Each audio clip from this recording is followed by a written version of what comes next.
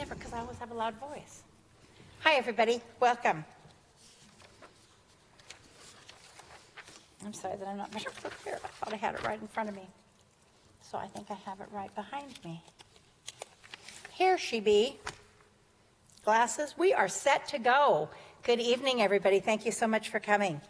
I'd like to call the January 10th, 2024 City Council meeting to order. And the Pledge of Allegiance tonight will be given by Council Member Raymond Gravery. Please stand if you're able and place your hand over your heart. At the end of the salute, stay. Begin.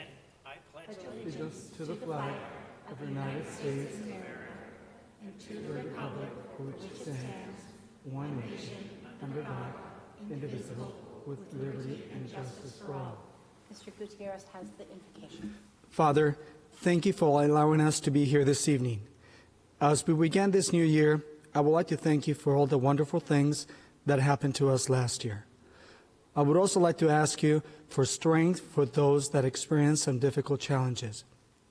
And I would like to ask you for peace for those who are enduring or facing war and persecution. I also would like to ask you for wisdom, patience, and understanding for this council as we begin our council meetings this year. Allow us to come together as one for the betterment of our city and our residents. God, it is in your gracious name that we pray. Amen. Thank you all again for being here, and you may notice that our mayor is not joining us. He's a bit under the weather, but not so far that he didn't say, be sure and say Happy New Year to everyone. So now you've had it from this horse's mouth. City Clerk, may we please have a roll call? Councilmember Lamb? Here. Councilmember Gutierrez? Here. Councilmember Gregory? Here. Mayor Pro Tem Ross? I'm here. And Mayor Carnevale, who is absent. And are there any changes to the agenda, please? Mayor, the only change would be the item from the study session that we didn't get to on the Risk Management Fund. We'll place that at the end of the agenda, and that will become item 6E. Thank you very much. And City Clerk, will you please read the statement of participation to our fine group of people?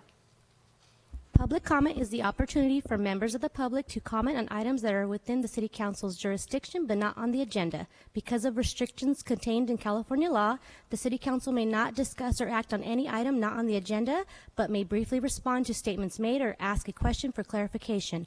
The mayor may also request a brief response from staff to questions raised during public comment or request that a matter be agendized for a future meeting. Public comment will be limited to 3 minutes. If you are a member of the public and wish to address the City Council, please complete a request to speak form available at the entrance and submit it to the City Clerk. You will be called upon at the appropriate time. If you have materials or other items to present to the members of the City Council, please do not approach them. All materials shall be presented to the City Clerk for distribution.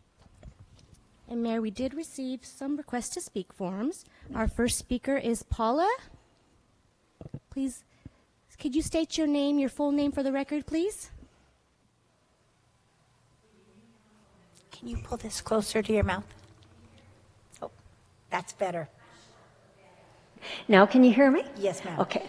My name's Paula Wiedekind. I live on Olancha in Cathedral City, and I've had an ongoing problem since 2016 because of Ali Menace and his sidekick, Sean Nato.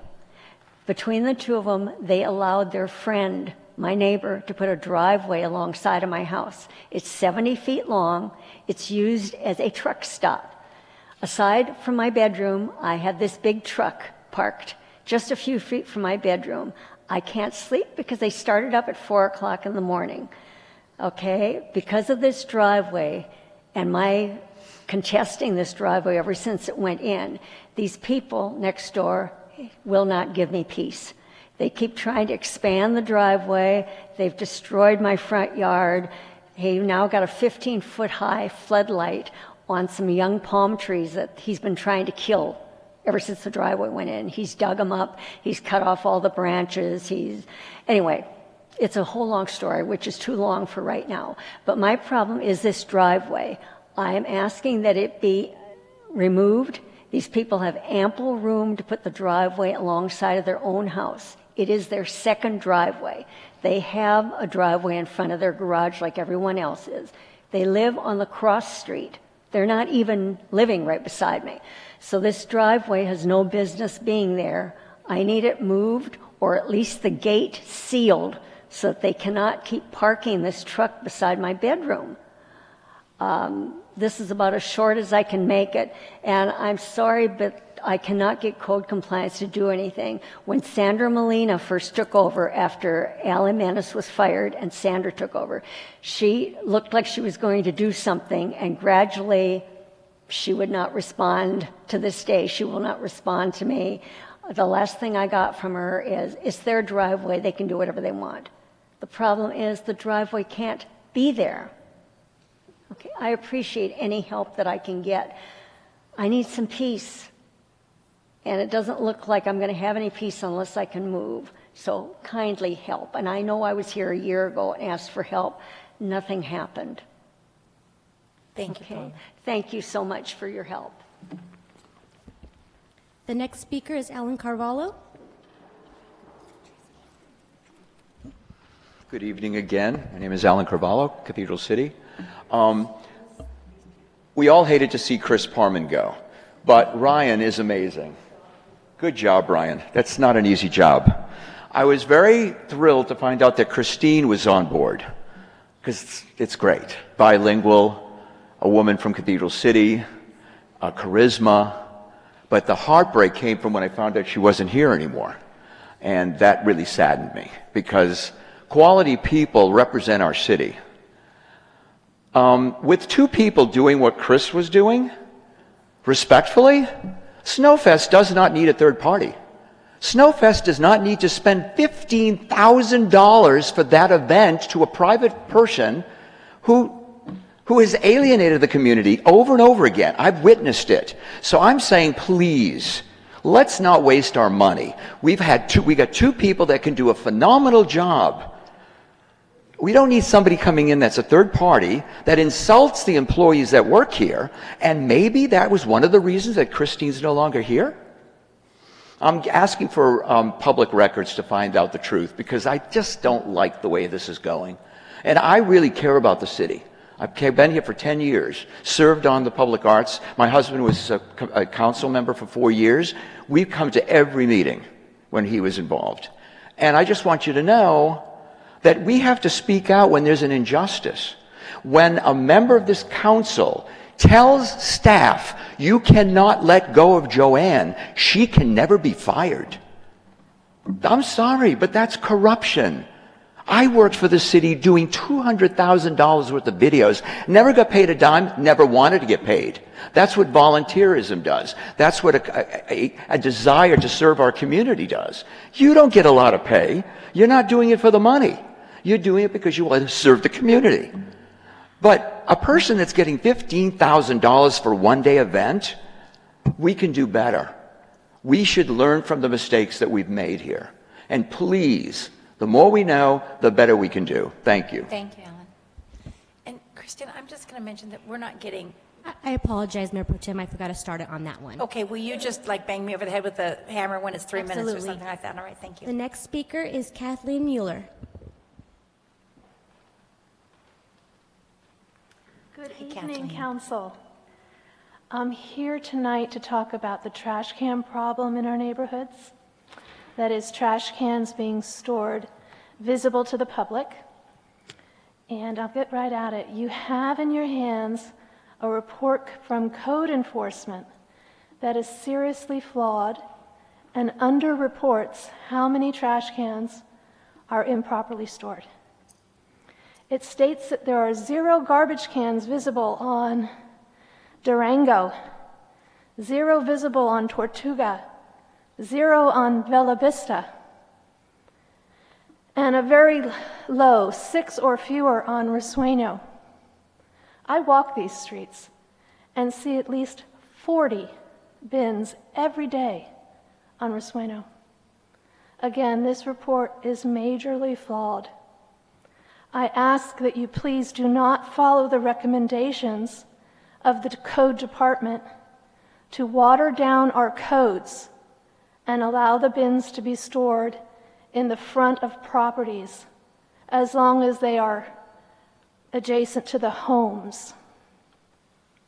You can see from the pictures Code submitted that this is not the look we want for our city. Let's tackle this problem like you've tackled many before it.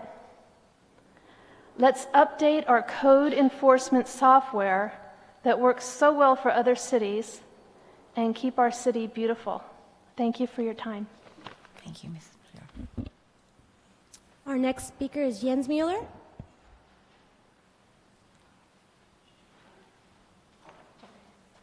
Mr. Mueller. She did amazing. She did well. My name is Jens Mueller, Cathedral City, 34 years resident, and I am passionate about our city's look, as I'm sure you all are, your constituents are. We want a beautiful city, and trash cans that are left out in front of homes is not beautiful.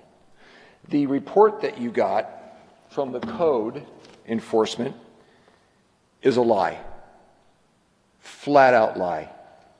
I would challenge any council member to come with me on any day and drive any street in this city, not just my neighborhood of Rasueño and Panorama Park, any part of this city, and you will see more trash cans than you can believe. So I would take that report and I would toss it, and I would fire the man that wrote that report, quite frankly, because it's an outright lie, and us taxpayers paid for it. So you have the 5 councilmen you represent for, Mark's probably watching at home, you represent the constituents, the homeowners, the taxpayers that pay code enforcement. Charlie, I know you can't answer me, but I think it's $1.5 million to enforce the code, to help our city be beautiful. All we're asking is that they write tickets to these people that have their trash cans visible. So don't, like my wife said, please do not consider this report. Drive the neighborhood yourself, walk the neighborhood, you'll see the trash cans. They are not to be there. They're supposed to be behind a gate. And most of the violators have gates. So all we're asking is that code enforce the ordinance that you now have on the books. Thank you very much. Thank you, sir. The next speaker is Brad Anderson. Mr. Anderson. Hi, Brad Anderson, City of Rancho Mirage. Sorry, I don't talk to very many people. My voice is kind of off. I was going to beat up on the mosquito vector district, but I don't have the memos or the notes that I taken, so I want to apologize for that. And I just overheard the conversation, or just like you have, about the garbage cans. I know in Rancho Mirage, and if you're in contracts right now with Vertec, they will actually go and put the garbage can behind the fence for people. So that's something you could probably look at as contract if that's a big issue. A lot of people don't want citations, I'm sure, but a lot of people are lazy too. So that's all I have. Sorry to waste your time. Thank you. Thanks, Brad. I do not have any other requests to speak, but if you're a member of the audience and you'd like to speak on general public comments, please raise your hand. And I see none, Mayor Pro Tem. Thank you so much. So next we have the council reports. And may we start with Councilmember Lamb? I first wanted to start off, I am wearing this pin, and this is a handcrafted item from children in Uganda. And I happened to attend, I saw it in the Desert Sun, and it was a African children's choir, and they performed at Northgate Community Church right here in Cathedral City, and it was a holiday performance, and so my husband and I attended. They were amazing, and I just wanted to give a shout out to Northgate Community Church for bringing this group to us, and it was pretty much standing room only, and many of the members of that particular faith group, they were host families for this group. And those children live in this little small town in Uganda and get an opportunity to come to the United States and travel for 4 months to expand their horizons and their view of the world. And their sponsors were children who participated as young ones in this group and now are serving their community. So I couldn't wait to wear it tonight and tell you all about it, because Cathedral City hosts so many fabulous things. It's a wonderful community.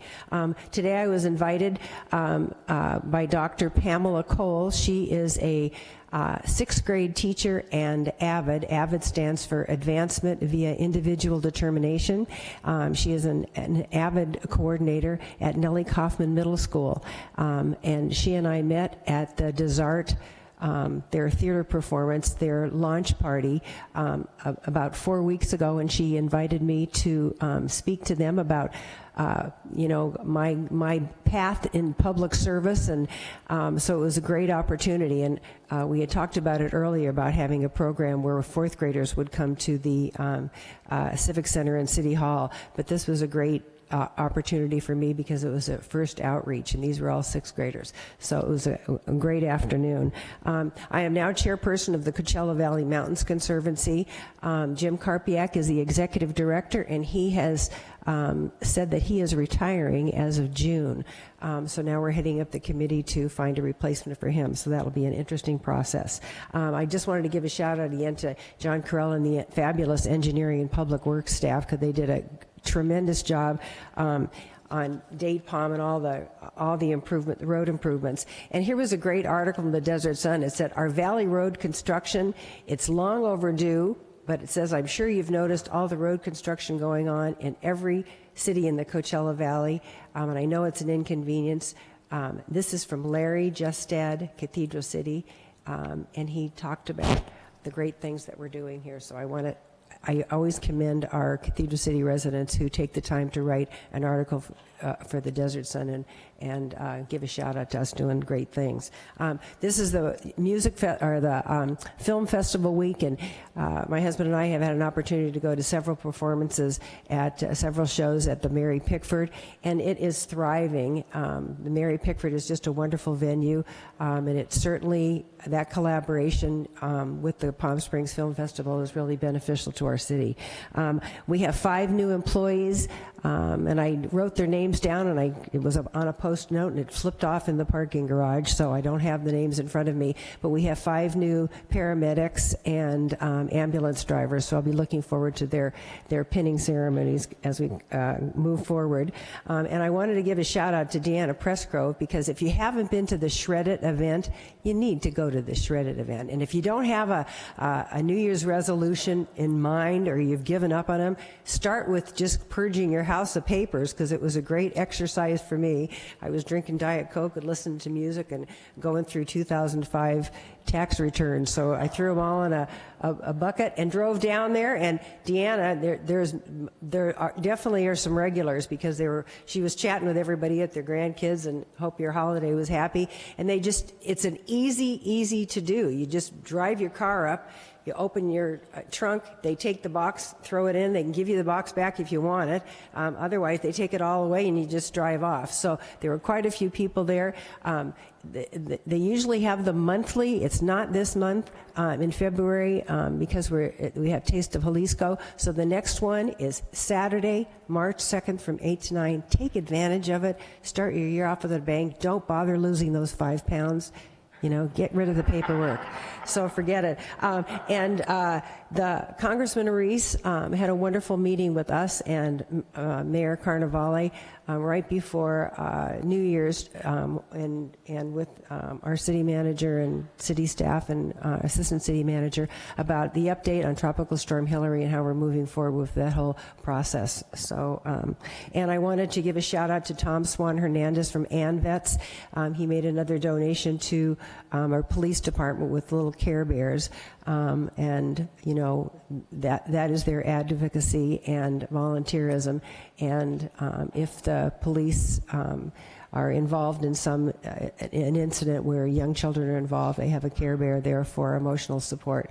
So that finishes my report, but it was a great holiday, and wish you all a very happy New Year and all good things in 2024. Thank you.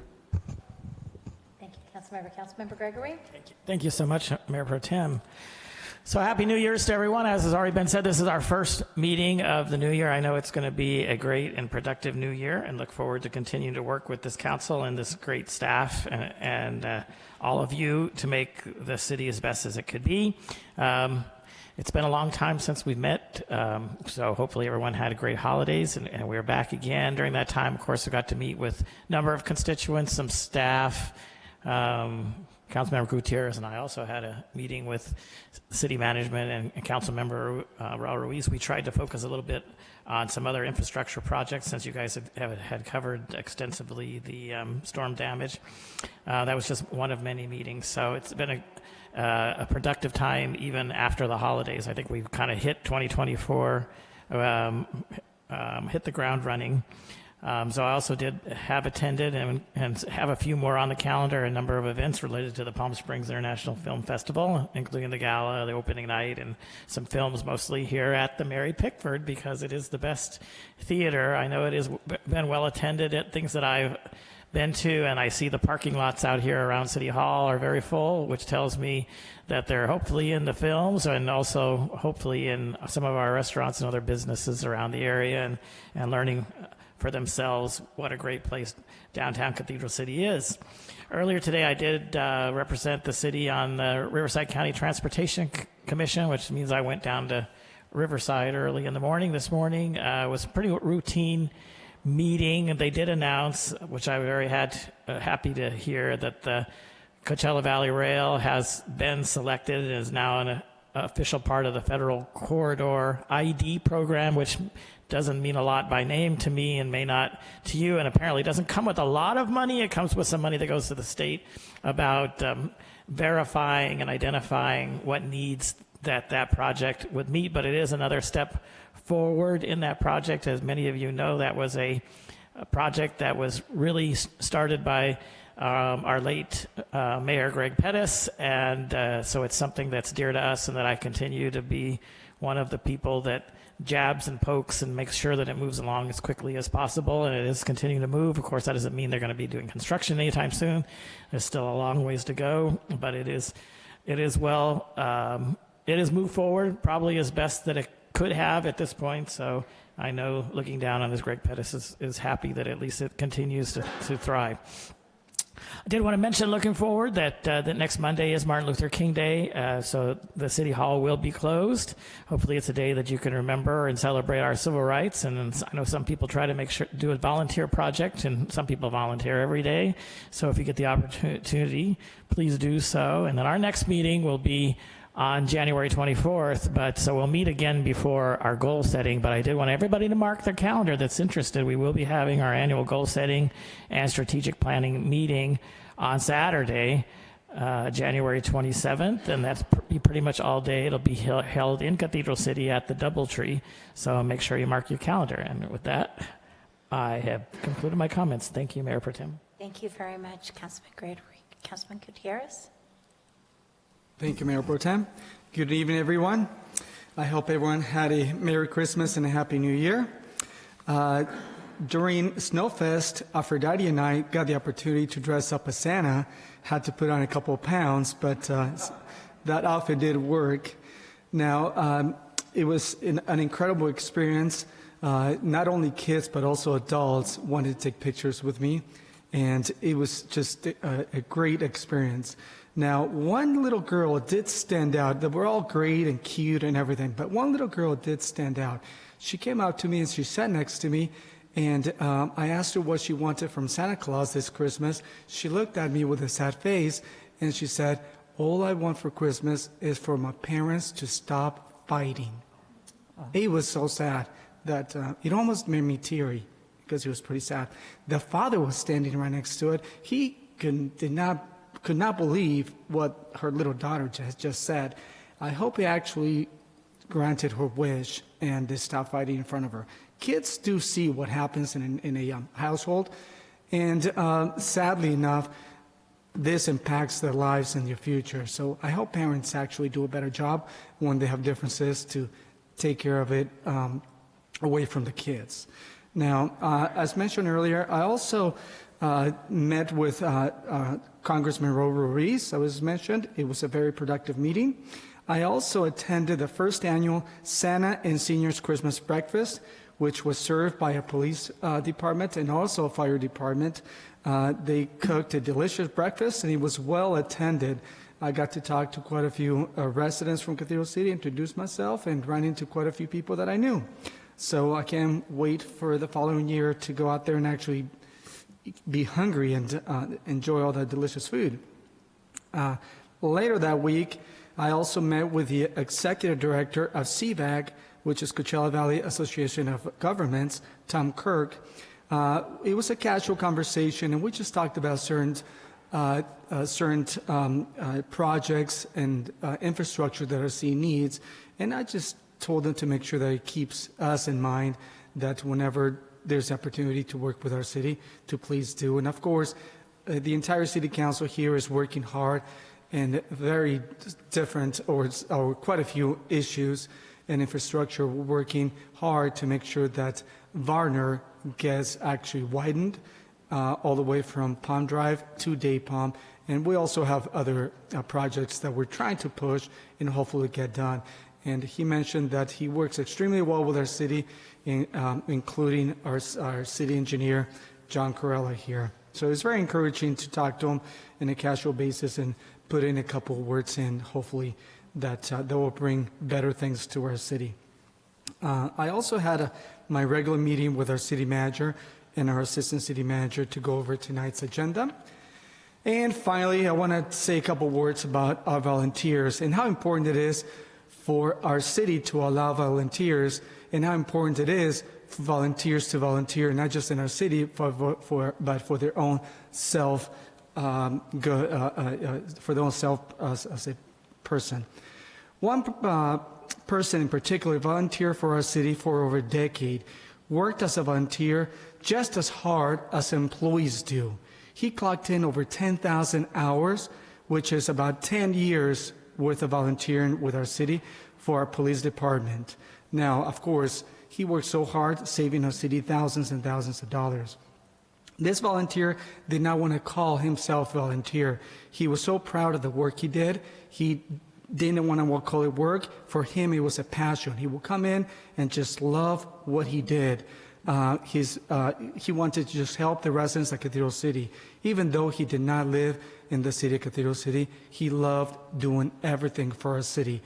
And his biggest passion and his biggest contribution to our city was to work on the flock cameras for our city, which has actually solved a lot of crimes throughout our city. And we'll hear about it a little bit later in our regular meeting. But he loved to work with our police department, and also he was very influential in getting our police officers to purchase and to start wearing the body-worn cameras that our police officers currently use. So he loved to work with everybody, but especially he loved to work with our detective bureau. While working as a volunteer, he treated everyone with respect and dignity. Like I mentioned in the past, he personally knew, we called him English Dave. He was from England, and he personally knew the Queen and King of England, and also knows the current king. And he also knew Princess Diane and the kids.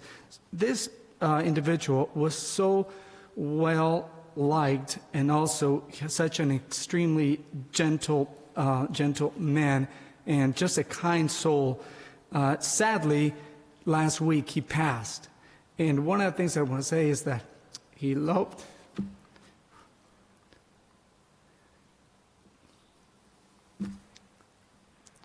excuse me for a quick second. He loved our city. He loved our police department. He loved everyone that he worked for. Thank you. Thank you so much, Councilmember. So I also started off at the Snowfest for my comments, and I was a bit under the weather, but you know, sometimes you just put that behind you and you soldier forward. And so I thought, well, in my high heels, I'd walk through the grass up into where the snow was, because, you know, I wanted to see if everybody was having a really great time. And I noticed this, I'm going to say 2.5-year-old, who was just sort of sitting there by himself and wasn't really part of anything. And I said to him, you want to build a snowball with me? And so carefully, I'd do a little, and then he'd do a little, and it was just so rewarding. And as I walked away, he nailed me in the fanny with it. So no good deed goes unpunished, right? I rented a house in Oregon, where I'm originally from, and my entire family, now I don't have a lot, I have 2 sisters, no aunts and uncles, no parents. So my entire family was there, and if you knew my robust, better-than-thou family, who I'm one of, believe me, there was nary a sour word for 5 days. And I kind of questioned if they were really even my family anymore, but they say they are, so I'm just going to take their word for it. It was a great time, and I look forward to doing something like that again in the future. I, too, am amazed by the Date Palm Road. And one of the things that I couldn't figure out, and I apologize in advance to my husband, because I often doubt his wisdom. And I said, I don't understand. There's asphalt and then there's concrete. And I don't remember the road being like that before. And he said, no, the reason they do that is because there's a lot of wear and tears. You put your brakes on and you come to a stop at a red light, and you can, over the years, kind of start to buckle the asphalt. And so this is something they do. So, being the gracious wife I am, I got on the phone and called Armando. And I said, Armando, explain to me what that concrete is. And it was exactly what Bob had said. I got off the phone and I said, Bob, you're wrong. And that was the end of that. He didn't ask me any further. Just, you're wrong. It wasn't that at all.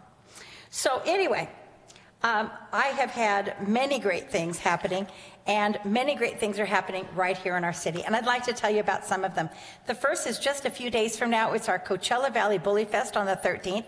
Frenchies, English Bulldogs, every kind of bully you can imagine is going to be in our amphitheater, which I'm sure you know, but I'm going to tell you anyway, is on the corner of Cathedral Canyon and Lelo Guerrero.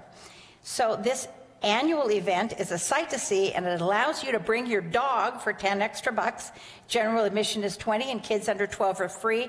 There'll be contests and trophies and just all kinds. If you love, who doesn't love a French Bulldog? That's all I'm saying. Next up is January 20th from 8 to 2 is where our fire department, along with the Red Cross, will be working on the Sound the Alarm program at Royal Palms Mobile Home Park, which is, it's just, I'm trying to get my bearings. It's just south of Dinah Shore on Date Palm. It's not too far. It's just a little bit past the shopping center there, the Food for Less shopping center. It's technically 34851, but that's where it is. Bob and I, along with 100 volunteers, will be installing smoke detectors, giving emergency preparedness information, and having a great time together in this at-risk community where we could really use your help for a few hours. So if it's not you, go knock on your neighbor's door, see if you can find somebody. How they're going to do this is they're going to have 3 people in teams. The first person tells you about what they're going to be doing and a little bit about emergency preparedness. The second person will install the smoke alarm, and the third person will be taking some information that they need to turn back in. So little teams, super easy. You have to fill out a form. It took me 2 minutes. You have to be an adult, and if you go to the Discover Cathedral City or this incredibly easy URL, which is tinyurl.com/Red Cross Public Events. I hope to see you there. I think we're going to have a great time. Then we will celebrate the return of our very well-received 3rd season of yoga, starting this month on the 23rd.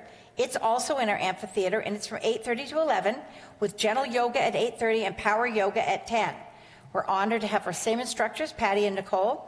No RSVP is required. Just show up with your yoga mat, your bottled water, and a hand towel. And there is a limited number of blocks and mats available on a first-come, first-served basis. It is brought to you by the Parks and Events Commission.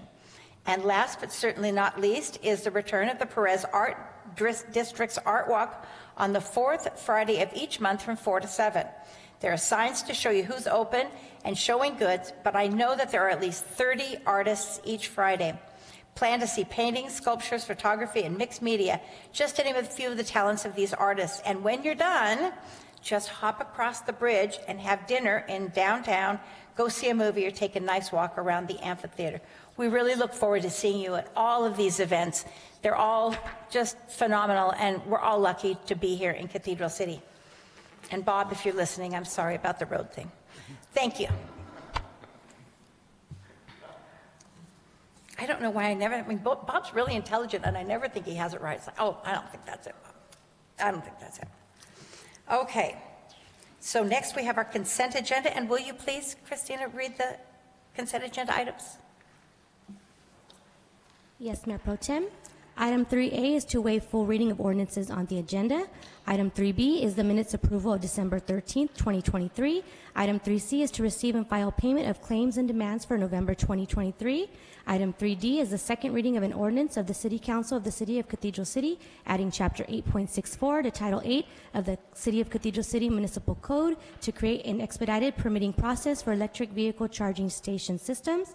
Item 3E is to accept and approve the citywide repaving projects: East Palm Canyon Pavement Rehabilitation C08669, Duval Street Improvements C08665, San Alj Pavement Rehabilitation C08667, and Public Alley Reconstruction C08670 as final, and authorize the city manager to execute and the city engineer to file a notice of completion, and authorize the release of retention funds to Granite Construction Company upon expiration of the notice of completion. Item 3F is to adopt a resolution of intention to establish improvement area number 20, CFD number 2006-01. Item 3G is to approve a 5-year contract with Flock Safety to operate 21 automated license plate reader cameras for a total cost of $262,500. Item 3H is to approve a no-cost contract amendment to the professional services agreement with Avintech Consulting Engineers, Inc. for the Federal Highway Safety Improvement Program, Cycle 9A-12 Intersection Traffic Signal Upgrades Project C08752 to increase the term of the agreement for an additional 12 months. Item 3I is to ratify the amendments made to Resolution 2023-41 approving the designation of applicant's agent resolution for non-state agencies. Item 3J is to adopt a resolution certifying the public improvements constructed within track number 37647-1, track number 37647-2, and track number 37647 by HPH Home Builders 2000 LP. Item 3K is to adopt a resolution certifying the public improvements constructed within portions of track number 28639-1 and track number 32858 by HPH Home Builders 2000 LP. And that concludes the consent agenda. And Mayor Pro Tem, we do have one request to speak on one of these items. Thank you. And the request to speak is for item 3G, Mr. Brad Anderson. Hello, Brad Anderson, City of Rancho Mirage.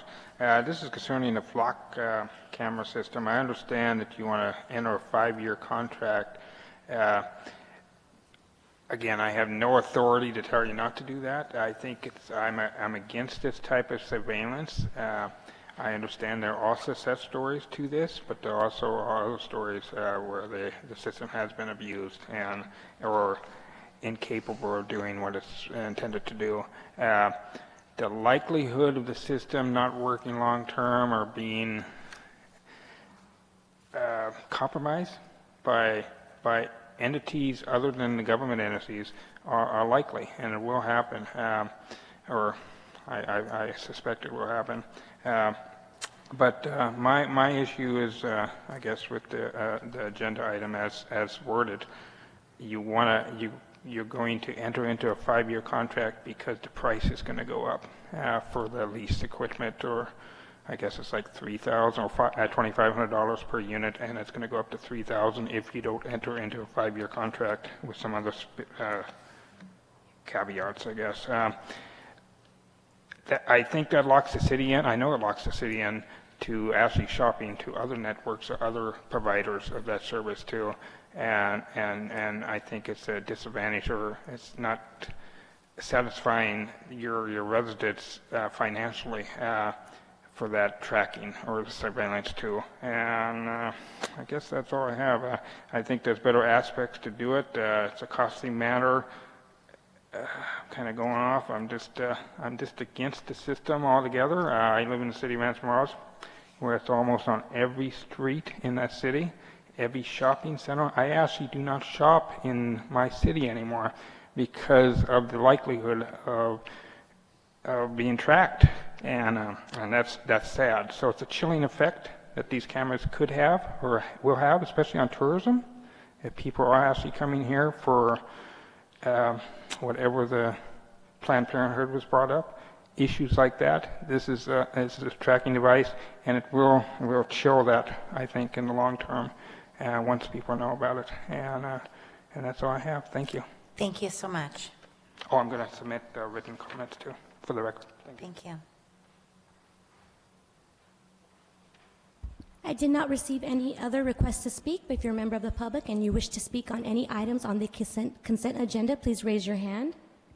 I see none, Mayor Pro Tem. Thank you. So do we have any comments from council? Are we ready for a motion?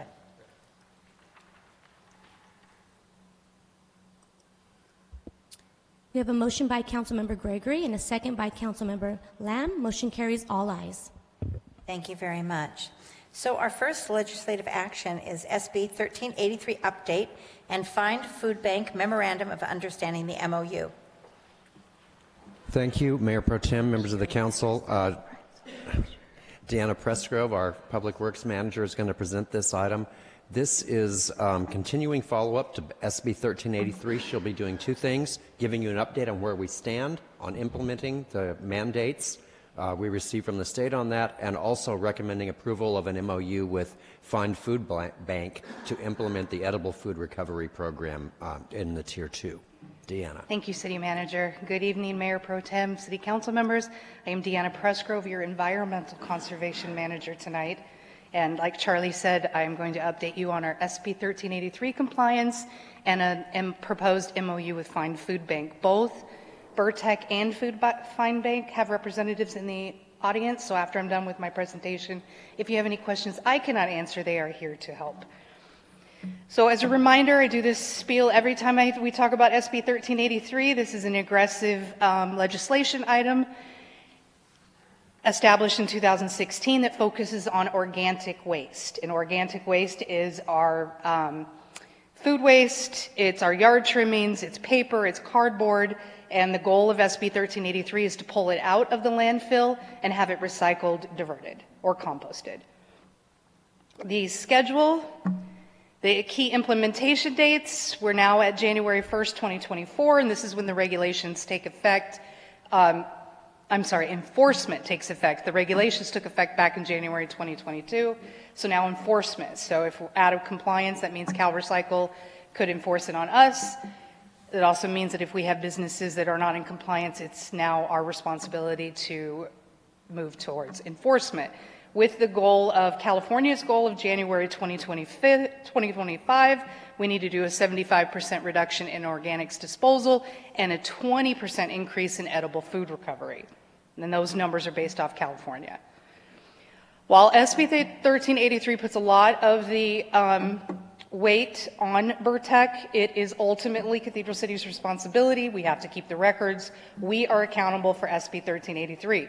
If we fail, it is up to $10,000 per day fine until we're brought into compliance. And just like AB 939, that money does not come out of our environmental fund, that would come out of our general fund. But we're not ever going to have to worry about that. So the CalRecycle for SB 1383 set up 5 areas that we need to focus on, which is what I'm going to provide you an update on tonight.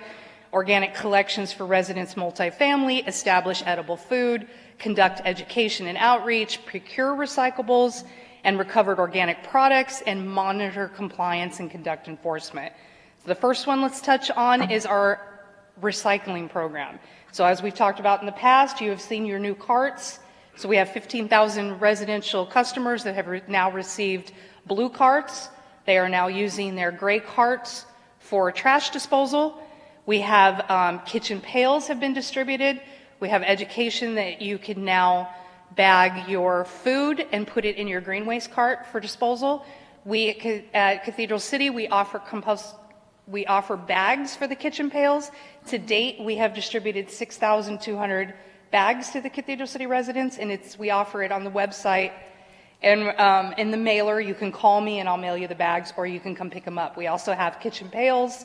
We're working with some of our gated communities like Desert Princess, where we're going to have some of the kitchen pails. They're going to distribute them with the bags to help us get, for those customers that we may have missed, to make sure that they get, or if they've lost their kitchen pail, to get another one. Another requirement for residential component of SB 1383 is that there has to be a label on your cart explaining what can go in the cart. This is on all new carts, so we do not have to go and put stamps on all of our old ones. So as your carts get old or you get new ones, we will then have Burtech will put a hot stamp. It's not a sticker, it's a hot stamp on your new cart with the label that explains what can go in there. But that's all new carts. So for a while, for a few years, you're going to see some carts without labels, and you'll see the newer carts that have labels. Some of the issues that we've run into is, as we've done the rollout, we have run across a few accounts that have an excess maroon carts. They've had a lot of trash carts that they've been using over the years and maybe not have been paying for them. So what we've done through this process is Burtech is issuing swap out tickets. So they're identifying those locations, they're taking those maroon carts, they're bringing a gray bin, and then if those residents would like to increase their services, they can contact Burtech directly, get an additional gray cart for trash, and be charged accordingly. The curbside recycling has increased 19% since rollout, and our organics collection has also increased 18%. This is just based off this last year. Commercial, we have 455 businesses. Out of the 455 businesses, 7 are not in compliance, 6 are not open yet. So once they're open, they'll be in compliance. We do have 1 holdout that is refusing to comply with SB 1383. So the next step then is Burtech has done their due diligence, has reached out to them a number of times. They have kept records of who they've talked to, what the issue is. So now it will be my turn to go talk to the property owner and discuss what the issue is and explain that we do have an enforcement mechanism in place. So before we move to that, are you sure you want to do that? So I'm hoping that with my personality, we'll be able to resolve the issue with the 1. We have seen an increase of 24% in participation. One of the issues that we have with the multifamily that we've always had with AB 939 is with recycling is contamination. And this will be ongoing throughout. It's just some years it's going really well at one of our HOAs, and then the next year it just flops. So what we do is at a city level, as we go out and we do signage, and we work with the HOAs. So we do signage at the trash enclosures, we do brochures, we do maps, we answer questions, I go to the meetings, we talk about it, and that seems to resolve the issue. If we've got to move bins around, if we've got to put them in other locations, we work on it till we customize the program that works for that HOA. And that's the same thing we did with AB 939 throughout the years with recycling. So we'll do it the same with SB 1383, and we'll just keep on working with each community. The good part is that we've already established the relationship with these HOAs, so they know who to call, and we'll work it out and we'll figure it out. So we do the signage, and we just talked with Burtech today. We'll be going out starting next month. I've hired an analyst who's fabulous, and he's going to work with Burtech's. They've also have a new person as well, and they're going to go to each HOA. We're going to work on the signage, make sure it's in English and Spanish. We're going to number the trash enclosures, so we're going to try to resolve any issues and any ongoing issues maybe we've had in these multifamily communities. So we'll do that. And then as part of SB 1383, there's a huge amount of paperwork that is required, documentation. So Burtech submits the papers, we keep the implementation record, which is a requirement of SB 1383. Conduct education and outreach to the community. This, again, is ongoing. The mailer that you receive twice a year, that is funded by the Environmental Conservation Department. And although the first couple of pages include all your special events and activities at the Senior Center, the last pages are what my focus are, which talk about the curbside program. So we'll keep doing those. We also updated the city's refuge and recycling guide. This is a 48-page English and Spanish guide that talks in more detail about every environmental program that we have: the home composting, sharps disposal, bottles and cans, shredding, the scrap gallery. is in this guide, and we have not mailed this guide out to the residents in a few years, so we're going to do that separately. So you'll see your 2 mailers, but then you're also going to see the refuse and recycling guide be mailed out. And I'm anticipating I'll probably do that every 12 months, 12 to 16 months for the next few years, just to really keep the message going, and they watch for it, and that they're constantly referencing when they have issues, and it includes bulky item as well. Monitor compliance and conduct enforcement. SB 1383 required us to amend our ordinance, which we did a few years ago, and that includes components to allow us to enforce. So if we do still have that one business just flat out refuses, we have a mechanism to take it to the next level. To date, we have not implemented any kind of citations. Procure recyclable and recovered organics products. The last time I was here, I asked to purchase a compost slinger that is to procure the mulch. We were very successful. We've had a good experience with the mulch over this last reseeding. We placed it on all of our parks. We're still spreading it around the tamarisk trees in the Rio Vista. We've seen nothing but positive results. There was some apprehension about what the mulch, what would do to the turf. It's, from what we've seen, it's made it a little bit more lush. In some of our parks, like Panorama, where we have just these dry spots, that it just doesn't matter if it's more water, they're so old, the soil just doesn't want to grow grass. We've seen a positive by putting the mulch down. It actually seems to have rejuvenated the area. So we're pretty excited about that. I am, at least. We've done 1,000 tons of mulch to date. Wow. Then procure recyclables. This is another one that I'll work with the finance department on. This is an SB 1383 requirement that the city has to purchase paper products that are certified in writing. We started this years ago where we moved to purchase products that have a recycled content to them, all of our paper products through Staples. So now what we have to do is just make sure that it's actually identified, and we have to prove it to CalRecycle that we did. So we'll work with Staples. Obviously, Staples is well aware of what's going on because they'll have to do this for all paper products across suppliers across California. So we'll make sure that they have the minimum percentage printed on it, and we'll also have to keep all the paperwork of purchasing it, how much we purchased, and we'll make sure that that's in our implementation record that CalRecycle has access to. And that program will be in place in the early 2000s, starting now. And the last one, establish edible food recovery programs. And SB 1383 requires that we establish and monitor a food recovery program. And their goal is to strengthen relationships between commercial edible food organizations and recovery. So to make sure that that food that was going to the landfill that is edible can now go to organizations like FIND. And they split, SB 1383 split it up in 2 tiers. There's a tier, there's a tier 1 donors, which we've talked about in the past. We have 7 of those. Those are our grocery stores, our food service providers, our whole food vendors. That's what's covered under tier 1 donors. And that program should have been in place this last year, which we did with a partnership with FIND, and I'll talk about in a second.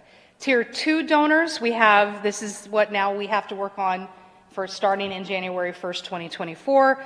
These are our restaurants with facilities of 5,000 square feet or 250 seats more, hotels with an on-site food facility and 200 plus rooms, health facilities with an on-site food facility and 100 plus beds, large venues and events.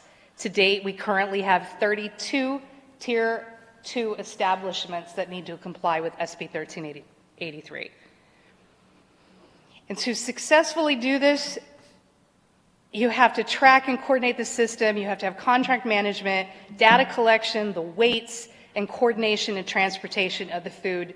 So this is not going to be an easy task. It would be very difficult for city staff to tackle it in-house. So back in 2022, we brought you an MOU agreement with FIND Food Bank to address just tier 1 establishments. And that contract actually expired December 30th, 2022.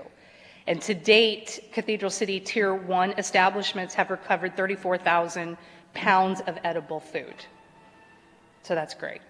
So Find Food Bank tonight has submitted an updated MOU that will now cover Tier 1 and Tier 2 establishments. They've got, you're all, I'm sure, very aware of Food Bank. They've been around since '83. They've got the expertise, the infrastructure to be able to implement this program and make sure that Cathedral City businesses are in compliance with SB 1383.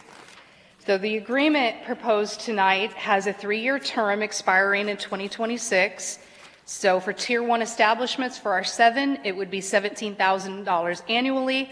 For our Tier 2 establishments, it would be $40,000, not to exceed $40,000 annually, for a total of $57,325. And the total rate for the 3-year agreement for both Tier 1 and Tier 2 would be $171,975. During the last budget cycle, we did budget under the Environmental Fund funds to support SB 1383 programs. So we do have the funds available in the Environmental Fund to cover this. In addition to that, Cal Recycle also issued a grant based off of our population, awarded us $102,000 to support food recovery programs. So we would use those funds and apply it to this program as well. So tonight, staff is recommending that the city manager be authorized to execute the proposed MOU with Find Food Bank and allocate funding in an amount not to exceed $57,325 annually for a 3-year term from the city's environmental fund to help meet SB 1383 regulatory requirements and provide support to the Cathedral City Edible Food Recovery Program. If we were, during that 3-year term, if we were Tier 2 were to exceed the 32 establishments, if all of a sudden we just have a whole bunch more restaurants that open up or establishments that fall, we would come back for an amendment. If we drop below the 32, that we're only working with what is actually active, so it would be less than that. And that ends my presentation. Like I said, Find is here, Burtech is here, and I am also here for any questions. Any questions? All right, I have a question. Just one. Just one? So, first of all, I love the bucket. I didn't think I would. You know, the food bucket. Yes. And now we're just like anal about it. You know, everything goes in the bucket, right? How do you lose a pail? You said we have to replace a bunch of them because people lose their pails. You know what I ran into? They were putting it on their green cart. They thought instead of bagging it, there was some miscommunication. They were actually putting it on the green cart, and then either it would disappeared or, yeah. And then what'd they do next week? Yeah, because I asked the same thing, like, did you not get it? No, I got it, but the driver took it. And I'm like, how did he take it? And then I found out that they were putting it. Just a weekly thing. Yeah, I think one even put it actually in the cart. Okay, well, good to know. That was my one and done. Yeah, so Burtech has sent me over about 100 of them. Our weekly event, the e-waste batteries, Sharps event, I tell people if you want to come by and pick it up, if you don't want to wait for it to be delivered, just come by and pick it up. And then I also offer the bags. Everybody seems to really love the bags.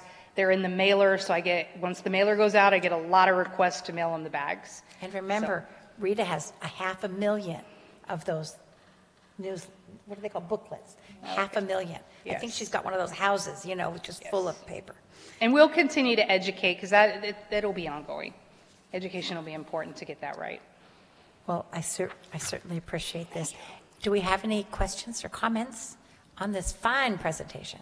Mayor Pro Tem, I did not receive any requests to speak forms, but if you're a member of the public that wishes to speak on this item, please raise your hand. And I see none. Are there any further comments from council? No? I can see you looking the other way. Thank you, everyone, for coming from these organizations and for the work you've been doing for us. Absolutely. Can't see the vote. There it is. And, wow. We have a motion by Councilmember Gutierrez and a second by Councilmember Lamb. Motion carries all ayes. Thank you so much. Bye. Thanks for coming, Claire. Okay. And you've done that. So the next one is the amendment to the master schedule of user and regulatory fees street vending permit And may we have a staff report, please? Thank you, Mayor Pro Tem, members of the council. This is follow-up to discussions we've had a number of times recently regarding our street vendor permit program, and we discovered that we had sort of a disincentive to get the permits in that the cost of them exceeded the cost of paying the fine for not having it. So we're recommending a change in that. Andy Firestein, our Development Services Director, is here to present this item. Thank you, City Manager. Good evening, Mayor Pro Tem, members of City Council. I don't have a formal presentation for you this evening, but I do want to just lay out some of the parameters that are in the resolution attached to your packet. So as the City Manager has shared, this resolution, if it were adopted by City Council, would permanently reduce the fees for a street vendor permit. This fee schedule was originally adopted in 2021. It was intended to be cost recovery, to recover those fees that we as a city incur processing those permits. And currently the fee for a street vendor permit is $201 and the renewal is $105. As a result of Senate Bill 946, cities are no longer able to criminally cite sidewalk vending offenses as misdemeanor or infraction offenses. Instead, these violations are subject only to administrative citations. At present, the administrative fine for vending without a permit is $250. However, also under SB 946, there is a request a vendor has access to for an ability to pay determination that can reduce that fine to 20% of that original amount. So as a result of that, really the fine would be $50. So as a result of that, really there is a disincentive for a vendor to obtain a permit lawfully through the city for street vending, instead just running the risk of getting that admin citation and fine and going through that ability to pay determination. Over the course of October and November 2023, staff went through an educational campaign working to really spread the message and trying to do what was necessary to make it easy for vendors to obtain a permit both through the city and through the county. And we continue to do that through every interaction we have with a street vendor in the city. We share with them what it takes to become lawful and to get permitted through the city.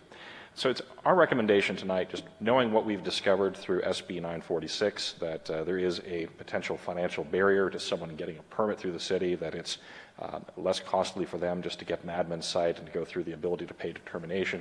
It's our recommendation that council amend the fee schedule to permanently reduce the permit fee to $50. And with that, I'll close out my presentation. I'm available for any questions. Thank you. Do any of the council members have questions? Quick comment. So thank you in your staff report for pointing out because that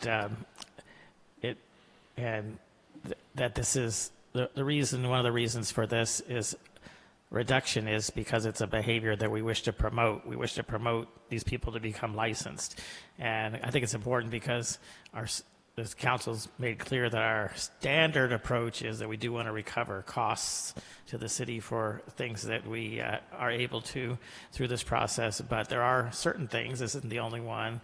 Having a home alarm is another one that comes to mind, that we don't necessarily want to recover the whole cost because it's a behavior we'd like to promote that's actually beneficial to the city and its residents. So thank you for pointing that out, and I certainly agree with it. And this is a behavior, getting licensed is a behavior we want to promote in this circumstance. So thank you. Any questions? Thank you so much for your presentation and your fine work. Pardon me. Are there any members of the public that would wish to comment? I think we've dwindled down here. I did not receive Brad, any it's requests. you. Any requests to speak forms, but if you'd like to comment on this item, please raise your hand. And I see none. Great, thank you so much. So we have spoken, and are we ready for a motion? And there it is. Gosh, you guys are so fast. Always the last one. We have a motion by Councilmember Gregory and a second by Councilmember Gutierrez, and motion carries all ayes. Thank you so much. So the next topic that we have that we'd like a staff report on is the Tropical Storm Hillary equipment losses. Thank you, Mayor Pro Tem, members of the council. Kevin Biersack will present this item. We did lose 2 pieces of equipment in responding to the disaster, and they're insured, but we have to pay the deductible. So that's what Kevin's going to talk to you about tonight. And then on the next item, I'll be confirming that we will be submitting the deductible amounts as part of our submissions to FEMA. Kevin. Thank you, Mr. City Manager, Mayor Pro Tem, City Council, staff. Good evening. As Charlie said, we lost 2 pieces of equipment. Total-wise, with our submission to FEMA, we have 19 items, and these are 2 of those 19 items. So as you're aware, August 21st was the day, and August 22nd is when we sustained 2 vehicular equipment losses. One of which was, as Deanna wanted me to point out, is a brand new dump truck. I left off those adjectives. It was a brand new dump truck on Horizon Road. And we also lost a police patrol vehicle on Vista Chino. It swept down through the water and was wrapped around a pole.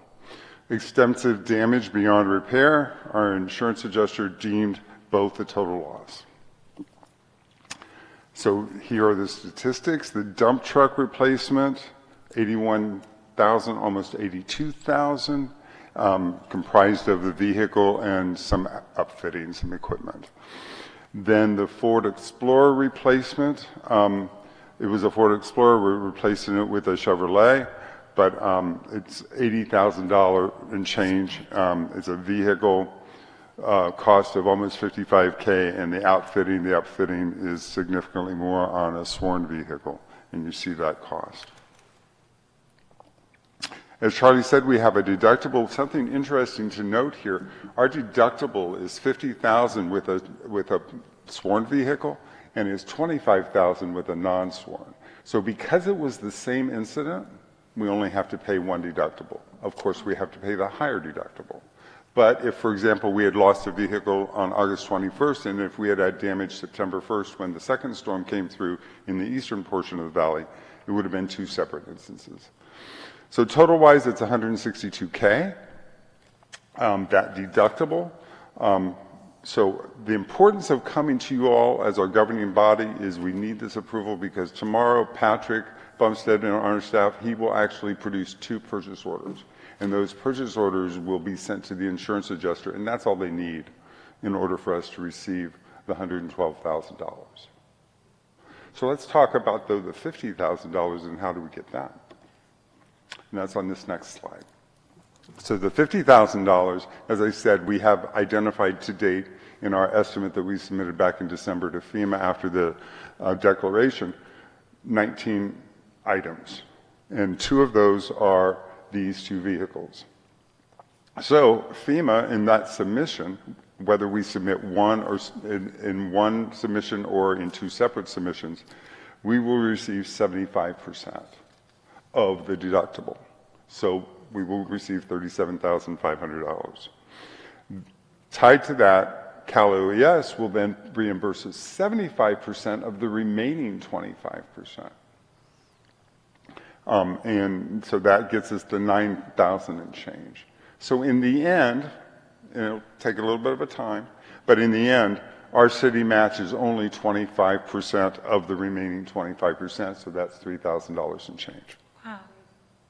Good job. So just wanted to share that with you, that's the process, that's the kind of process we will be going through, but hopefully with these kind of numbers.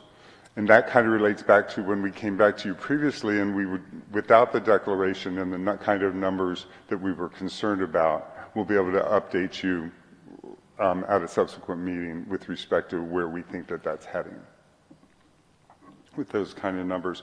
And Gabriella Mitre, who's our risk analyst, and in our next presentation, she's been involved heavily, she and London Pyle, with respect to our insurance claims. Any questions? Well, that's my question. Any questions? Y'all good? Well, thank you so much for your presentation and for reducing that amount. We should all have a party or something. It's a collaboration, and it's hallelujah for the declaration. Well, you tell everybody that we said thank you. And thank you once again. Are there any members of the public who'd like to comment on this item? I did not receive any requests to speak forms, but if you're a member of the public and you wish to comment on this item, please raise your hand. I see none. And we're ready for a motion.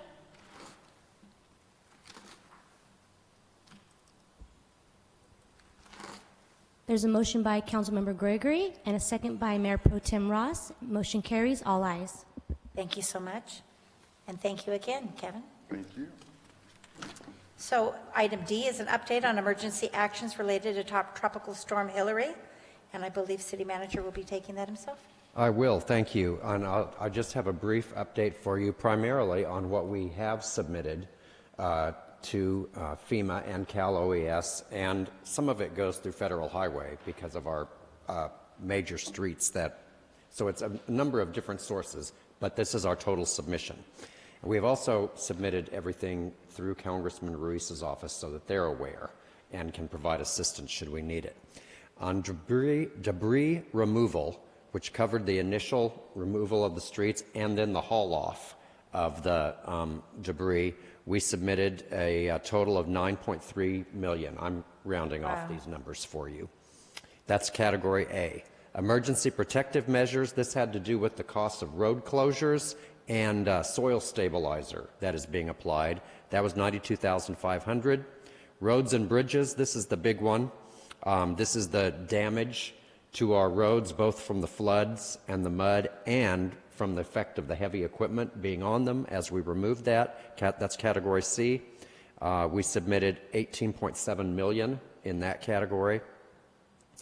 Public buildings and equipment loss, that's the two pieces of equipment that you just saw. And then the final category, parks and recreation facilities, we did have some damage to the ball fields at Century Park because they're down there where it filled up with water and mud, and then we had some trees at Panorama Park that had to be replaced. We submitted $60,000 in that category. So the total is $28.3 million. It's still a long road to go to get that all processed through. There will be some debate probably and arguments and additional documentation needed in some cases, but that's what we've done to this point. The other thing I want to update you on is the removal of the dirt, and that is essentially done. I received word that the 12th, which is 2 days from now, all of the dirt removal should be completed.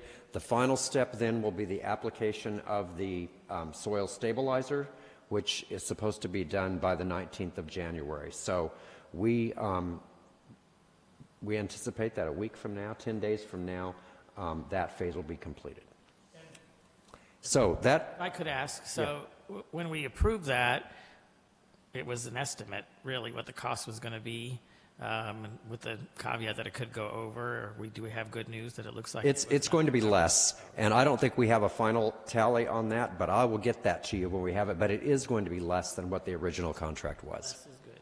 And City Manager, I am not schooled in this, so please help me.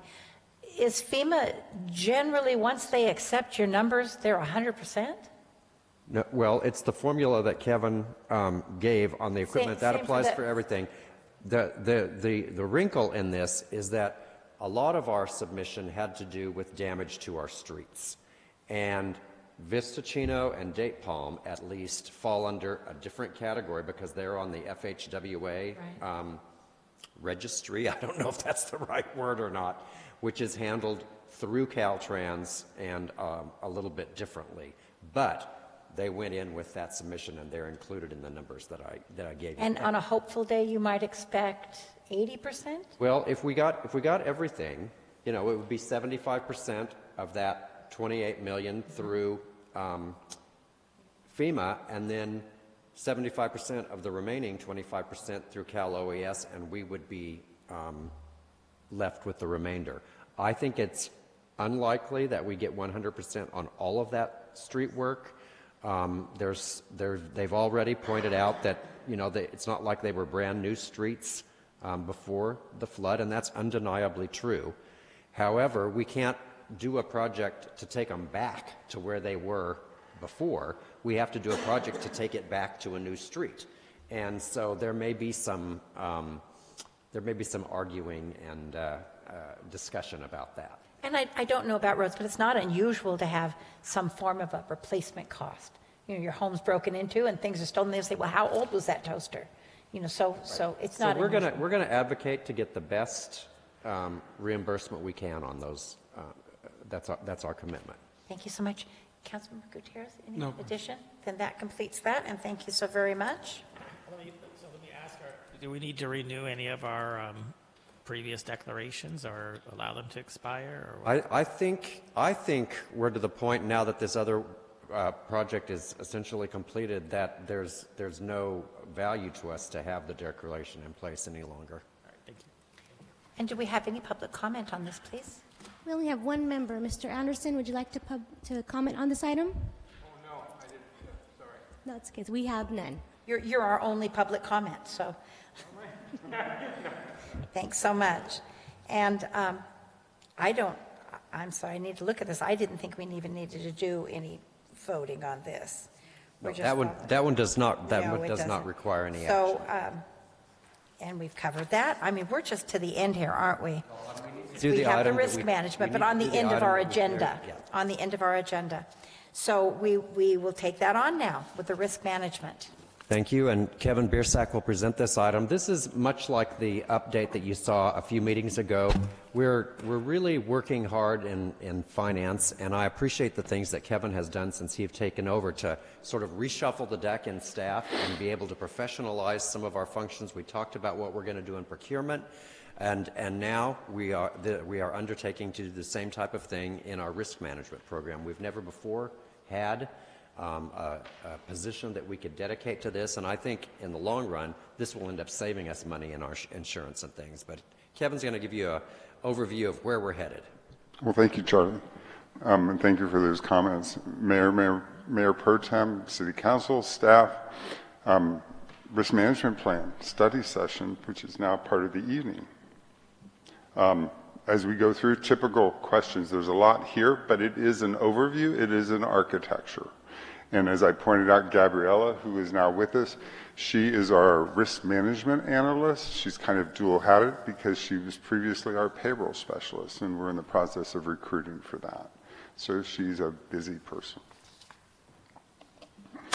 So with the risk management plan, we've kind of come up with, like I said, an architecture, and I should say an infrastructure and an overview. So what you see on these first two slides is we have 13 different categories of our plan. And you'll see that here are the first 7 items, and then the next 6 items. And then some of these items, the meatier ones, we have flushed out, and you've seen that in the staff report, but I'd like to take you through that with some of our ideas. We didn't do it in a vacuum. We've also evaluated and looked at and gone out and done some Google searches, and we've come up with some cities in the state of California, and as well our Government Finance Officers Association and some of their ideas. And so we've looked at some of that, not in tremendous detail, but at least from an architecture standpoint so that we could incorporate, and then we plan on diving into that more as time permits. And we do have some goals at the end with respect to timeline so that you'll be able to see. So let's talk first about contracts and insurance. So here at the city, we have a primary contract system, and that's Laserfish. However, from a risk management standpoint, and we've actually been doing this, but not religiously, for lack of a better term, is ensuring that each one of our contracts has the appropriate insurance requirements. So that's where this comes into play. So we do have, from a professional services standpoint, we had a template that was provided by our city attorney 6 years ago, and we're now like on the 3rd generation of what that looks like. And so we utilize that, and one of the appendices in that does tie back to insurance requirements. Likewise, when we go out with a request for proposal, like we are right now in finance, we issued an RFP this past Friday for audit services because it's time for us to go out and do our due diligence with the audit firms. And we have insurance requirements with that type of thing. So it's making sure that we include that in everything. But likewise, from a contract standpoint, making sure that we have the insurance appendix for every contract. And guess what? There's a lot of things, and we've talked about this before, from a purchasing standpoint, as Charlie mentioned. We don't have contracts on everything, and even on some of the contracts that we have, they're outdated. So we're going to fix that from a purchasing standpoint. But then it will be a collaboration between Gabriella and risk management and our purchasing analyst when we fill that position in ensuring that we have an appropriate Mutt and Jeff routine, that we're working together. So, and then tied to insurance, we also want to make sure, do we have the right kind of process? And we don't. We have hook and crook. So tied to that, whether there's an insurance claim and it's our fault from a vehicle standpoint, or what are the steps to follow, versus if it's not our fault, what are the steps to follow? And we're through the types of accidents that we've seen and that type of thing over these past months. We're developing what we believe those processes are. There were some processes out there before, but we're going to formalize that as part of the plan. And then God and everybody, as they say, will be able to see what it is all about. So we talk about insurance, the types of insurance, that type of thing. So this past year, as you all are aware, because we came to you in November with respect to one of our budget adjustments, our primary budget adjustment was an increase in budget to cover our insurance costs because we had budgeted $4.7 million overall with insurance, and this year it came in at 5.5. And we know next year it's probably not going to go down. But we have already had we've had two different discussions tied to, with PERMA as an insurance provider and also Alliant, who is also our insurance provider, because we have, as this chart says, two different insurance providers. What do things look like this next year? Are we looking at some of the same type of increases, anywhere from 5 to 34%? And the indication so far, fingers crossed, is that it doesn't look like it's going to be quite like that. So, but we definitely know that if we made it up to 5.5 this year, we'll probably be a little bit higher next year, but hopefully not the same amount or the same percentage higher. But as a recap, because we've talked about this previously, but only within the last 6 months, we have two types of insurance broken up. We have through PERMA, we have what's called PRISM, and that's the Public Risk Innovation Solutions and Management Program. And these are the 4 types of insurance that we get through PERMA.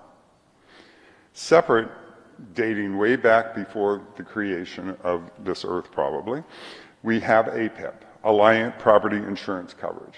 And we've been with Alliant forever. And these are the 5 types. And as part of one of our goals, and you'll see later on, it was part of the staff report, we're actually doing an initial valuation this year because we're going to see, are there things that we might be able to move from the bottom up to the top? We don't believe that there's anything that we would move from PRISM down to the bottom, but there might be a few items that based on pricing, we may be able to move those up to the top. Let's talk a little bit about facility inspection. We had a facilities master plan. One of the things that we owe you is to brief you in a study session on the outcome of that facilities master plan. It was delivered right before our wonderful tropical storm came, so it's been kind of put on the back burner. But we're doing some evaluation with respect to that facilities master plan, and if you remember from a budget deferment standpoint, we talked about that one of the things we were deferring is the facilities master plan phase 2, which was the policies and procedures. But we're at least evaluating the existing facilities condition assessment that was delivered so that we can determine what can we do with our current staffing and cherry pick that versus what can we do, number 2, with respect to the smaller items that we could potentially use through our cadre, through our pool of current vendors, and then what are the big ticket items that we need to plan for, because it is a 10-year plan with respect to that facilities condition assessment for the 18 facilities. So I give you that background because here when we talk about facilities inspection, Gabriella will be able to go and engage Sedgwick to be able to actually come out and, separate from an assessment of the facility, tie back to what are some of the risks that might exist with respect to the facility. And so we plan on leveraging Sedgwick for that. Policy and procedures. And likewise, we have some legs on this because over the past few years on the finance side of our department, we've been updating and developing our policy and procedures from 2009. because the only thing that we've done over these years is we've been doing, as an individual one updates, we just update that individual section. But we're doing a complete overhaul. We're now on an ERP. We use Tyler Munis, and we very much use it, and its pieces from a financial standpoint. So we have gone through, one of our staff members, Rick, has actually gone through and taken all the existing policies and procedures, and we're actually going to be completed with that by the end of June. Likewise, we want to develop, tied to our risk management plan, what are our risk policies and what are the procedures, the processes. And here's a few of the initial ideas that we have on what some of those policies and procedures will be. We do have a COVID prevention plan, but it's a couple years old. And look at what's gone on with COVID. It didn't go away, and every year we have a new variant, for lack of a better term. Our injury and illness prevention plan, Cal OSHA has a plan. We don't have one. We need one. We can't just rely on pulling from their website what they have. So those are just some of the ideas and some of the things that we have. We'll collaborate citywide. You know, sometimes we tie back to, well, you know, just City Hall, but in the risk management plan, we're going to leverage what the police department has done. We're going to leverage what the fire department has done. They may have subsections or whatever. We'll incorporate, and it will be a citywide plan. Risk assessments. We've actually done 6 initial risk assessments with these different departments already. And it's fantastic. Once again, we're utilizing permanent partner Cedric. And these are Zoom meetings. We go through the checklist. We identify strengths. We identify weaknesses. And we get action items out of that. And Gabrielle has been spearheading those. With respect to that, there will be follow-on actions that we'll be following up. We just had our facilities one this morning. Safety incident management. Within, and we're going to talk about software tools, we want to be able to capture what the incidents are, what collisions are, what injuries are, and be able to use, whether it is in the case management module or whatever within Tyler Munis, we want to be able to capture these types of things so that we have a history of it to build on. Because right now we have paper at best. Sometimes we have soft copies, but they're not tremendously organized. Brings me to the software tools. So here are different examples of pieces of Tyler Munis that we have that we've actually, in our collaboration with Human Resources, the driver's license module, that has recently been updated for all of our employees that do drive city vehicles with all the appropriate information. But separate from that, utilizing the case management module, there's a claims module, utilizing the talent management for the history of employees' certifications or training, and load that from, that's all in manual files today, or if anything comes from the police department or the fire department that we can incorporate. But then on a go-forward basis, through our employee self-service module, people will be able to actually give us their new certifications or give us their new training courses that they've passed or whatever or attended, and submit that through our ERP, through the employee self-service module. So training. Let's talk about training. Once again, different resources, PRISM that we talked about, we will be able to leverage them. HR already leverages Vector Solutions, or the old Target Solutions was the branding for the ethics training. You all do ethics every 2 years, because guess what? Those certificates that you do every 2 years, every May, we have to give those to the auditors to say that the 5 of you and Greg Jackson have done your ethics training. I don't know why they don't care about us, but they care about the 6 of you. So we already use Target Solutions through HR. But there's other types of opportunities through Target Solutions. Cedric, we've talked about that. Employment practices through IRMA. There's training opportunities through IRMA, potentially industry conferences. For the first time, we have a staff member going to a risk management conference in February, and that's Gabriella, and it's here in Indian Wells. Why not? It's local. Let's do it. This is part of us having a proactive risk management plan rather than just have a reactive, if something happens, we're going to take care of it type thing.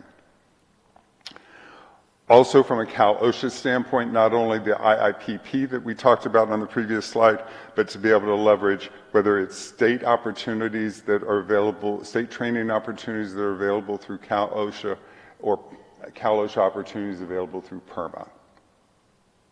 And then obviously department on-the-job training, but we should be able to capture that kind of training that's appropriate within and be able to have that history of our employees. Our employees are our greatest asset that we have. So let's invest in that and make sure that we give it the due respect. Training. We've already scheduled 4 training sessions this year, and this is only January. And they're listed here, and you can see the departments that we have lined up for this type of training. And other departments may be added. And a new one on PPE just came in this week that Gabrielle is already tying back to and getting people lined up. They don't know that yet, but they're getting lined up. Let's talk about workplace safety. Part of the vision is to have 2 committees. Those committees will meet quarterly. So the concept will be we'll have one that will meet at the end of the quarter or the beginning of the quarter, and then another one that will meet mid-quarter. And those committees will tie back to risk versus safety. Now, and if you notice, with respect to the way that they're listed here, from a risk standpoint, we kind of view that more externally, but also internally, from a primary versus a secondary. With respect to being able to tie back to what's going out there within our city boundaries, risks that we know, trips and falls. I mean, a good one, you know, I can't really walk and talk and chew gum at the same time, but Monday night I walked over to the Mary Pickford to see a film after work. You get out there and all of a sudden there's all this water and everything, and this concrete is kind of slippery when it's wet. Well, you know what? I didn't want to fall on my derriere. So I made sure I didn't go up on that, but that's the kind of thing that we need to be on the lookout. So what did I do? I texted Daddy and said, you got to look at this in the morning. We got to check this puppy out. What's going on? And then the contra to that is the safety committee. And so we look at the safety committee internally primarily, but then also externally, outside the city government offices. But in order to ensure that we have a safe working place. And so that we can mitigate. When Charlie did the introduction, he tied back to, you all are making an investment in a risk management plan, but we certainly expect that it will more than pay for itself before it's all said and done. If it doesn't, then I'm at will. Just say adios, Kevin. So committee membership, so Gabriella, after this presentation to you tomorrow or Tuesday because of the holiday, we'll be going out, we will be looking for representatives from the departments, not warm bodies, but real representatives, whether they're from at the department level or the division level, to participate in these committees because we want to have a fresh start. And then we'll have other people that will be able to be trained that can come onto these committees at a later date. But we definitely want to be able to make that investment and get off on the right foot. So let's talk a little bit about dates and some of our immediate plans. The committee meetings, we anticipate starting that by mid-February. And like I said, every 45 days, and we will rotate, and those will be quarterly. Talked a little bit about cherry picking some of it. We've already had a couple of discussions, but we'll have more with respect to our insurance, whether it's through Alliant, through the APIP program, or through PERMA, with respect to doing some comparisons and tie back to, do we need to move some of our insurance coverage around? And then the software tools. What we had on the software tools, yes, we started with the driver's license. That was kind of a small one, but we at least wanted to see if that would work. And HR took the lead on that, and that was fantastic. And we want to be able to work in not our production environment, but our test environment on the case management and the claims and see if we can effectively utilize the software.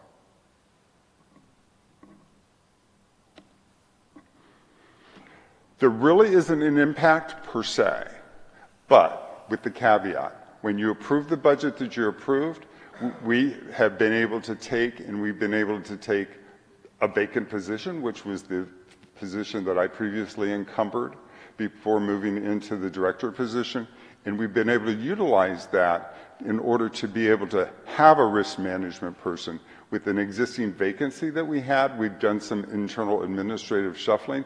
That's how we're going to get a purchasing analyst or whatever out of it, so that we didn't have to come back to the well and ask you as our governing body for another budget impact for a purchasing person. So that is ongoing as well. So there isn't a cost impact per se. In the future, there will be, because we've done that in this 2 years, but in the future, we're going to have to line up everything and make sure that it has all worked, and we'll see how it ties back to in the future. So in the end, compliments of our city manager, an active, effective risk management program should result in cost reductions over time. So those services that you're going to use now, like Sedgwick, that you haven't really used before, are those already covered by your insurance? Yes, sir. No cost impact. Okay, and the training, the training's been made available. They have been underutilized services, and we are going to leverage them. And we really don't really have a complete picture of what all of those are, because we're in the learning mode. But we're going to get there. As Councilmember Lamb says, it's all about education, and we're getting educated. Well, Kevin, great presentation. My question is, do you have an estimate at all, roughly, how much money will the city save once this program gets implemented in a year from now? Not implemented, but starts to work in a year or two from now? So here's my mind's eye. Of course, this hasn't even, they're looking at me going, we haven't even talked about this, so, you know. But in my mind's eye, let's say when in this next budget cycle, because of the shuffling that we've done with the vacancies, because you all know I'm an old man. One of these days I'm going to be gone, so we're going to have to recruit for me, and we're probably going to have to recruit for someone to backfill the position that has been vacant. So when we tie back to that, let's say we need to add a body to the Financial Services Department. Call it $125,000 as a rough order of magnitude with respect to salary and benefits, if that's what you look at. For a non-sworn kind of person, maybe 150. We should be able to double that in recouped savings once we really know what we're doing. Because look at the lawsuits that we have. If you can compare tied to lawsuits that have happened in the past, if we have an educated, not just the people in this room, but an educated community of staff of 200 people that think about things. I mean, Councilmember Gutierrez, you tie back to, you're such a code advocate. And you tie back to, you know, when we as employees, when we're out driving around or whatever, stop and do this kind of thing with respect to take a picture. It's the same type of mindset. It's educating people, training people so that they can think before they act and think about this kind of risk.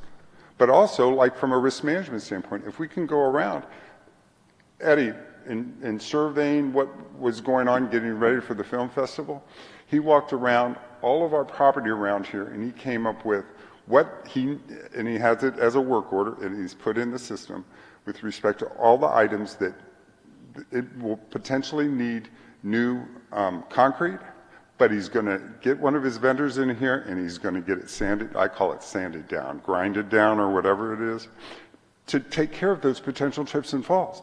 That's the kind of thing we need to think about.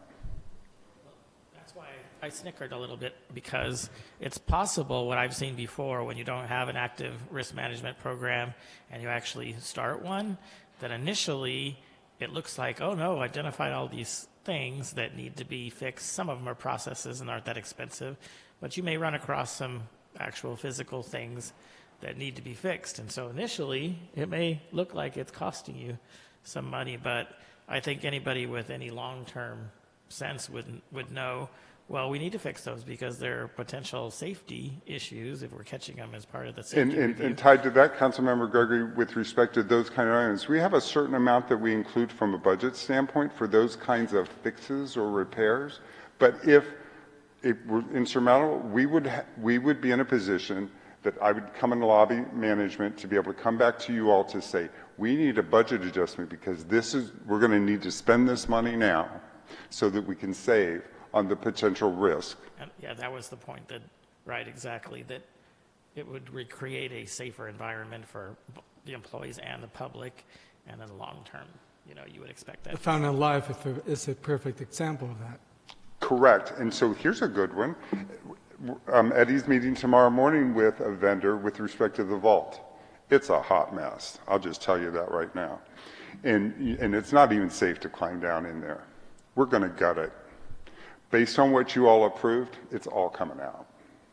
And we're going to, when I say start over, the infrastructure to get the lines and everything are fine on what goes over to the fountain, but that vault is not safe. And so he's meeting with a vendor tomorrow morning. He's already been here once. Hallelujah, we got a vendor to come back for a second visit. Sometimes that doesn't happen in these post-COVID days. And so we're going to see what he's come up with respect to that, because that is an ugly mess. Any additional questions? City Clerk, are there any questions? I have from no our request to speak. fine If you would audience? like to speak on this item, raise your hand. And I see none. And I'm not going to bring it back to you because we didn't even have a question for you to get on. And so, guess what we are? We are done. And we thank you so much for your presentation. And when you start saving money, just, like take us to lunch or something. We'll sign you up. Sounds like a plan, Stan. Thank you. Thank you so much. And thank you to all the staff who